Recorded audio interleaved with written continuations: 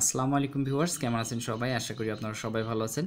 Viewers, আজকের এই পর্বে আমি দেখাবো কিভাবে মোবাইল দিয়ে আপনারা কুরিয়ার ডিভিতে অ্যাপ্লিকেশন করতে পারবেন এবং তার জন্য যে আপনাদেরকে পাসপোর্টটা স্ক্যান করতে হবে সেই স্ক্যানটা কিভাবে করবেন। তো এটা করতে হলে ফার্স্টে আমাদেরকে একটি অ্যাপস ইনস্টল করতে হবে এবং সেই অ্যাপসটা আমরা প্লে স্টোরে গিয়ে যদি লিখি ক্যাম স্ক্যানার, CAM স্ক্যানার বলে সার্চ করবেন আপনি, সাথে সাথে অ্যাপসটি চলে আসবে। তো ক্যাম স্ক্যানার অ্যাপস বলে লেখার সাথে দেখবেন একটু সার্চ দিলে দুইটা চলে আসবে। নিচের অ্যাপসটা আপনার পেইড ভার্সন এবং উপরে অ্যাপসটা হচ্ছে ফ্রি ভার্সন।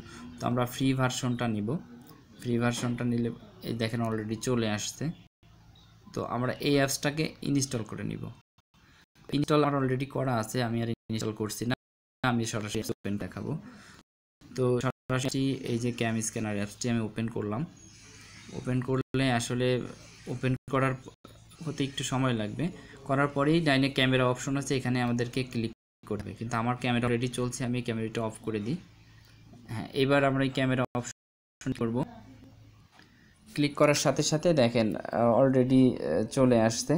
এখন আমার কাছে পাসপোর্ট নেই, এই জন্য আমি অন্য একটা কার্ড আপনাদেরকে স্ক্যান করে দেখাচ্ছি। আমি রাতে আপনাদেরকে আরও ভালোভাবে দেখাবো, বাইরে রয়েছে এই জন্য।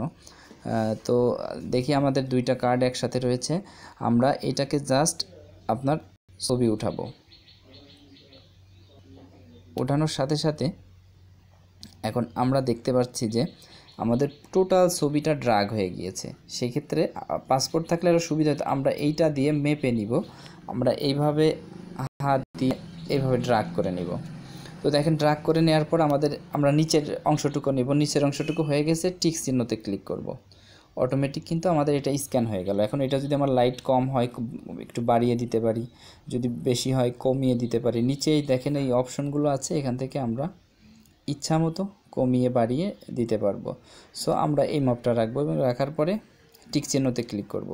তাহলে দেখেন অটোমেটিক কিন্তু আমাদের একটা স্ক্যান হয়ে গেছে সুন্দরভাবে। এই ক্ষেত্রে ঠিক এরকম আমি আরও একটি দেখাই আপনাদেরকে।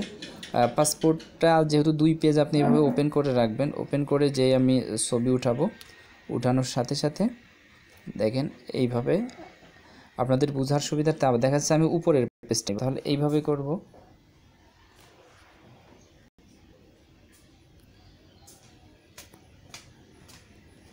দেন ওকে, এটিও স্ক্যান হয়ে গেল। তো স্ক্যান হওয়ার সাথে সাথে এটাও কিন্তু সুন্দর ইন্টারফেস আমাদের হয়ে গেল। আমরা ইচ্ছা মতো হাত দিয়ে কিন্তু এখান থেকে সাজিয়ে নিতে পারি। ঠিক এই রকম করেই আমরা আমাদের ইয়াটা করব।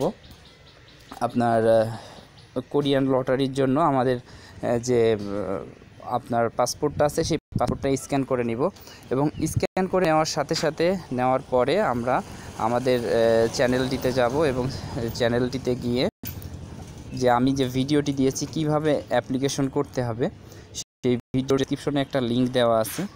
দেখেন এই ভিডিওটি আজকে দেওয়া হয়েছে, গত রাতে দেওয়া হয়েছে, কোরিয়া লটারির আবেদনের যে সিস্টেম।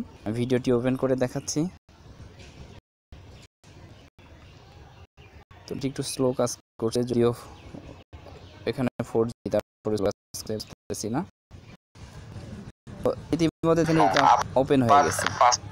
তো এইটাতে এই ভিডিওটা আপনারা দেখবেন, এই ভিডিওটা ফলো করার পরে এই তীরে ক্লিক করবেন। দেখেন এখানে আমি EPS রেজিস্ট্রেশনের যে সিস্টেমের একটা লিঙ্ক দিয়েছি, তা দেখছি এখনও অ্যাড হয়নি। আমি এখানে একটি লিঙ্ক দিয়ে দিব, আপনারা সেই লিঙ্ক অনুযায়ী এখানে ঢুকে অ্যাপ্লিকেশনটা করবেন। অলরেডি তো লিঙ্ক আমি দিয়ে দিয়েছি, তারপরেও লিঙ্কটা এখানে আপডেট হয়নি দেখছি। তো আমি আরেকবার একটু রিফ্রেশ দিয়ে দেখি। আচ্ছা, রিফ্রেশ করলাম।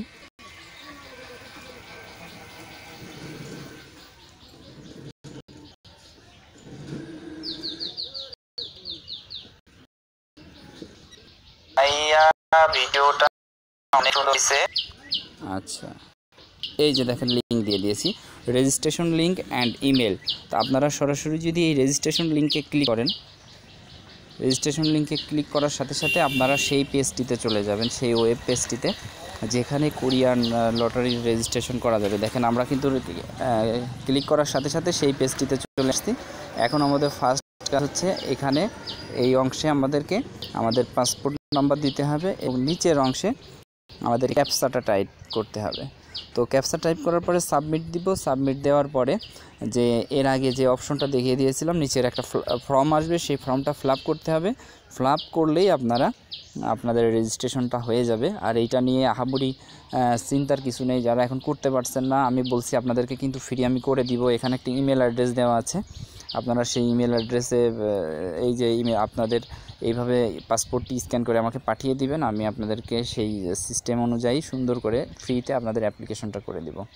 তো ভিউয়ার্স, যদি ভিডিওটি ভালো লাগে অবশ্যই শেয়ার করবেন, আর শেয়ার করে এই ধরনের যারা আছে সবাইকে দেখার সুযোগ করে দিবেন, যেন প্রত্যেকেই কোরিয়ান ডিভিতে অংশগ্রহণ করতে পারে। অনেক ভাই আছে তারা হয়তো কোনো সিস্টেম খুঁজে পাচ্ছে না, কম্পিউটারের দোকানে যেতে হচ্ছে, তাদের জন্যও খুব উপকারে আসবে। সেই জন্য বলছি ভিউয়ার্স, ভিডিওটি অবশ্যই বেশি করে শেয়ার করবেন। তো সবাই ভালো থাকবেন, সুস্থ থাকবেন। আজকের মতো এখানেই শেষ করছি। আসসালামু আলাইকুম।